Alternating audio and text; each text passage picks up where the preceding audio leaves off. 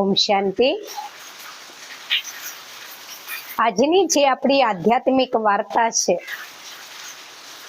એ છે એક લાલચુ કઠિયારાની કે એક ગામની અંદર એક કઠિયારો રહેતો હતો।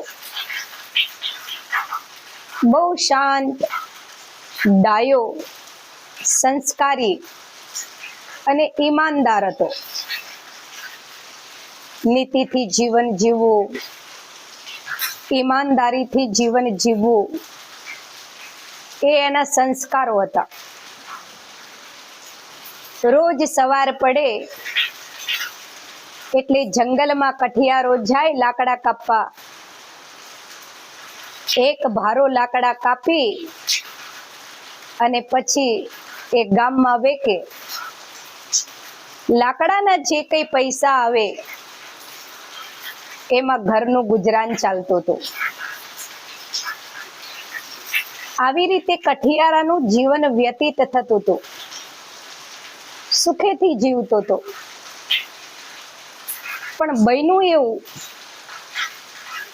કે એક દિવસ કઠિયારો જંગલમાં લાકડા કાપવા ગયો। નદીનો કિનારો હતો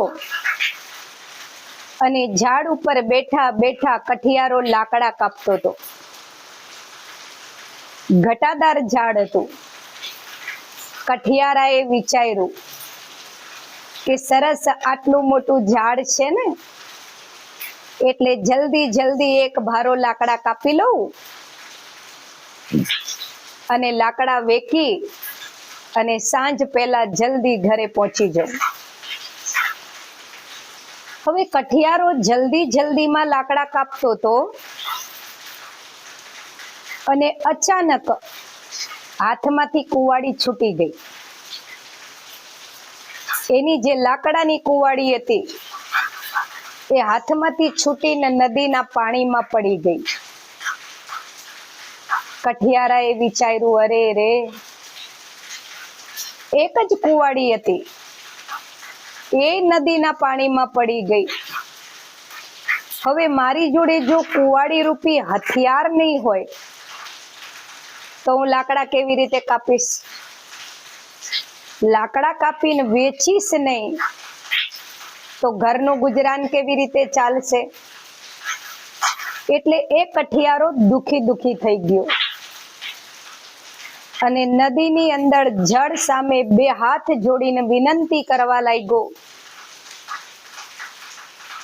નદીને કે હે માતાજી, હે જળ દેવતા,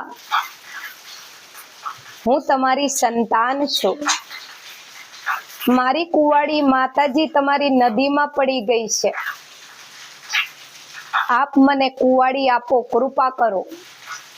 કારણ કે કુવાડી વગર તો હું લાકડા નહીં કાપું તો મારા ઘરનું ગુજરાન કેવી રીતે ચાલશે? એ તો મારું હથિયાર છે, એ તો મારે જોઈએ જ। તો નદીને બહુ દિલથી કઠિયારો પ્રાર્થના કરતો હતો। નર્મદા નદીના કિનારે ઝાડ ઉપર બેઠો બેઠો કઠિયારો નદીના સામે, જળ સામે જોઈને માતાજીને દિલથી પોકારે છે, માં દયા કરો, કૃપા કરો, મને મારી કુવાડી પાછી આપો।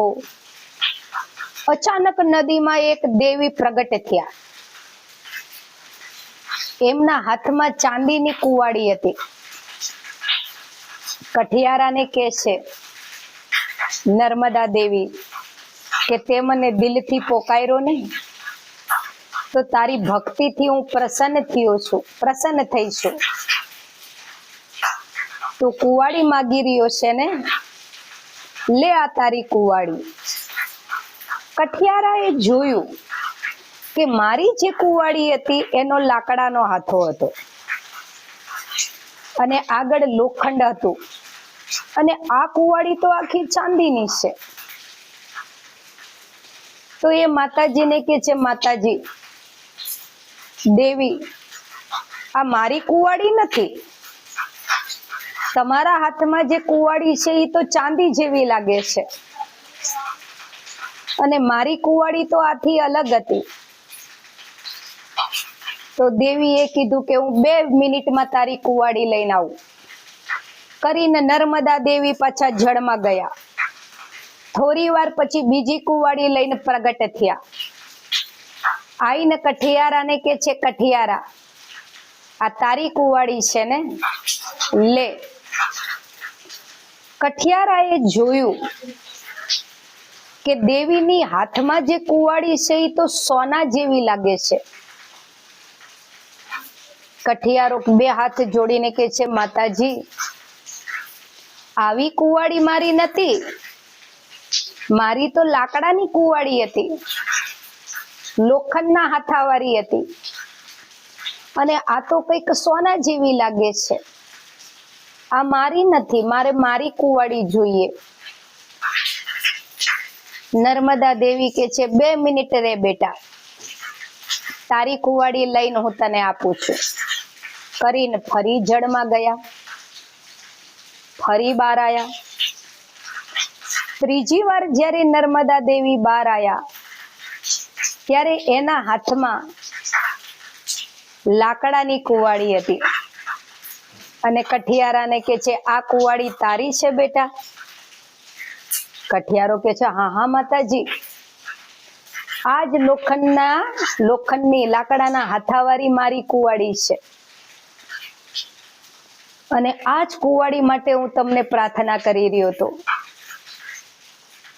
તો નર્મદા દેવી કે છે, બેટા હું જાણતી હતી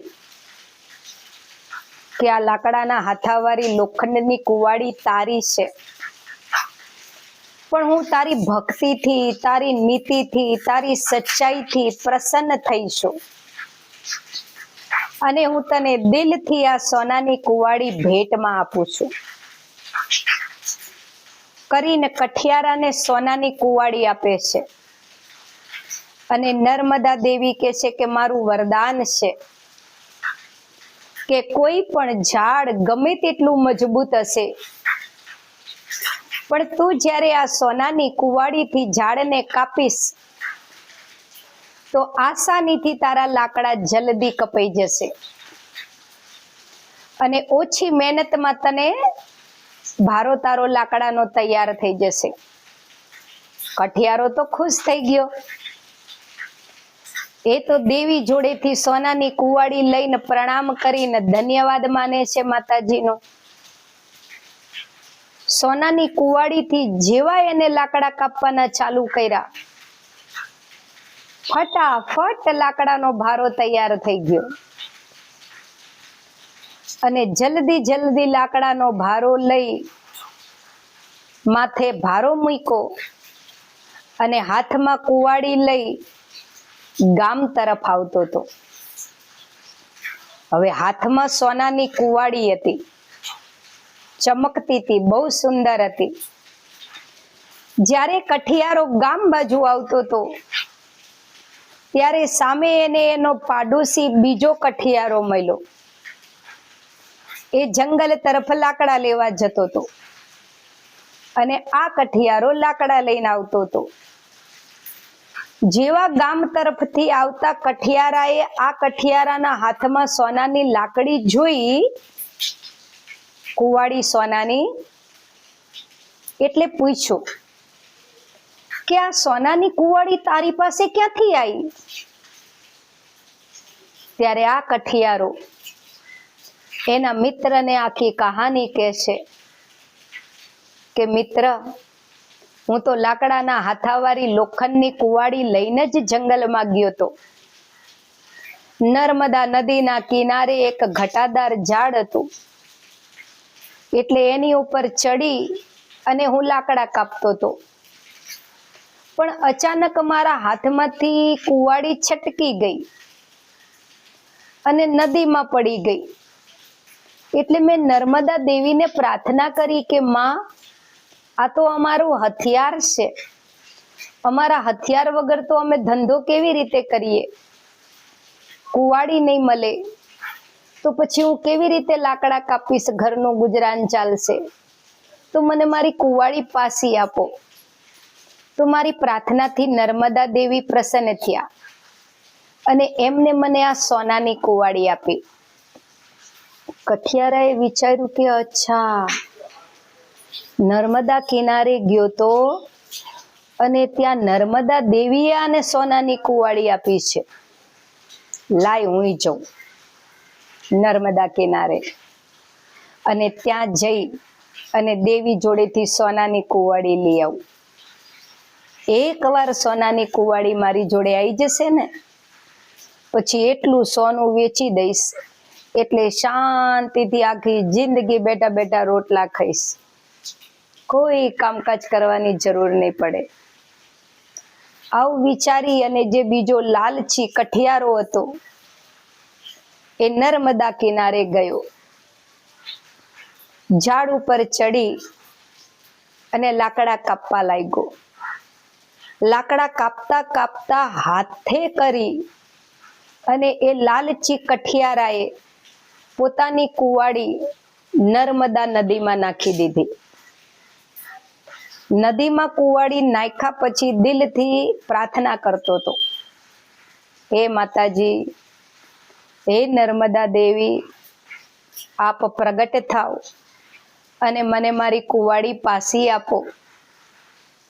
હવે લાલચી કઠિયારો માતાજીને પ્રાર્થના કરતો હતો. તો ભગવાન હોય કે માતાજી હોય, પાપી પોકારે કે પુણ્યશાળી પોકારે, પોકારે બધાની સાંભળે અને બધાને મદદ કરે ભગવાન. એમ માતાજીને દયા આવી, પ્રગટ થયા નર્મદા દેવી અને આઈને કઠિયારાને કે છે, કેમ તું મને પ્રાર્થના કરે છે, પોકારે છે, શું કામ પડ્યું તારે મારું? તો કઠિયારો કે છે, માતાજી, મારી કુવાડી છે ને લાકડા કાપતા કાપતા તમારા નદીમાં પડી ગઈ છે, તો મને મારી કુવાડી પાછી આપો. નર્મદા દેવી જાણતા હતા કે આ જે લાલચુ કઠિયારો છે એની કુવાડી નદીમાં પડી નથી, એને હાથે કરીને નદીમાં કુવાડી નાખી છે. માતાજી કે છે, બેટા 2 મિનિટમાં હું તારી કુવાડી લઈને આવું પાછી. કરીને માતાજી અદ્રશ્ય થઈ ગયા. થોડી વાર પછી પ્રગટ થયા. હાથમાં ચાંદીની કુવાડી હતી. માતાજીએ લાલચી કઠિયારાને કીધું કે આ કુવાડી તારી છે. તો લાલચી કઠિયારાએ વિચાર્યું કે માતાજીના હાથમાં જે કુવાડી છે એ તો ચાંદીની છે, મારી કુવાડી તો લાકડાની હતી, પણ મારો મિત્ર જે હમણાં માતાજી જોડેથી લઈને ગયો કુવાડી એ તો સોનાની હતી. તો હું જો હા પાડી દઈશ કે હા માતાજી આ કુવાડી મારી છે, તો માતાજી તો મને ચાંદીની આપી દેશે. એના કરતા ના પાડવા દે, સોનાની કુવાડી લઈને આવે ને એટલે હા પાડીશ. તો પેલો લાલચી કઠિયારો કે છે, નહીં નહીં માતાજી, આ તો કઈક ચાંદી જેવી કુવાડી લાગે છે, આ કુવાડી મારી નથી. નર્મદા દેવી કે છે, અચ્છા બેટા, 2 મિનિટમાં હું તારી કુવાડી લઈને આવું છું પાછી. કરીને નર્મદા દેવી અદ્રશ્ય થઈ ગયા. થોડી વાર પછી પ્રગટ થયા. હાથમાં સોનાની કુવાડી હતી. હવે નર્મદા દેવી પેલા લાલચુ કઠિયારાને કહી રહ્યા છે કે આ સોનાની કુવાડી તારી છે. પેલા લાલચી કઠિયારાએ જોયું કે મારો પાડોશી જે મિત્ર છે કઠિયારો, એના હાથમાં જેવી સોનાની કુવાડી હતી એવી જ આ સોનાની કુવાડી છે. હા પાડ દેવા દે. એટલે જેવી નર્મદા દેવીએ એને કુવાડી આપી હતી ને એવી મને આપશે. અને સોનાની કુવાડી લઈને ઘરે જઈશ, સોનીના ત્યાં કુવાડી વેચી દઈશ, જે પૈસા આવે એમાં ટેસ્ટથી બેઠો બેઠો ખાઈશ. પછી આવી મહેનત મજૂરી નહીં કરવાની. આવું મનમાં વિચારે છે. અને એ લાલચુ કઠિયારો 2 હાથ જોડીને માતાજીને કહે છે, હા હા માતાજી, આ તમારા હાથમાં જે છે ને કુંવાડી એ મારી છે. નર્મદા દેવી મુસ્કુરાયા અને થોડું મુસ્કુરાઈને કે છે, બેટા તું તો એક સામાન્ય કઠિયારો છે, મજૂર છે, લાકડા કાપીને વેચે છે ને એમાં તારું ઘર ચાલે છે. તો તારી જોડે આવી સોનાની કુંવાડી કેવી રીતે હોય? પણ તું કહી રહ્યો છે કે આ સોનાની કુંવાડી તારી છે, તો હશે કદાચ તારી, લે લઈ લે કરીને માતાજીએ સોનાની કુંવાડી આગળ કરી.